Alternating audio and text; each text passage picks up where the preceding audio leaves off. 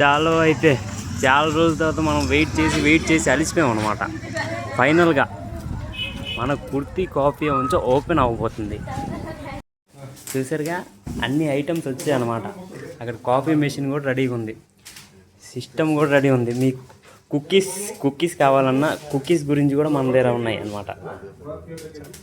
చలో మనకైతే ఇంకప్పుడే ఓపెన్ అయిపోయింది అనమాట.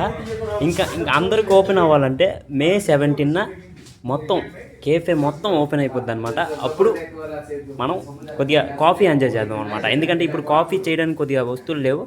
అందుకే మనం చీజ్ కేక్ ఎప్పుడు విని ఉండరు. మా ఊర్లో ఎక్కడ చీజ్ కేక్ లేదు. ఆ కేక్ ఇక్కడికి ఉందన్నమాట. చలో May 17 దాకా ఆగండి. అదనమాట మ్యాటర్. అయితే May 17న మన రాయగడలో కుర్తి కాఫీ ఓపెన్ అయిపోతుంది అనమాట.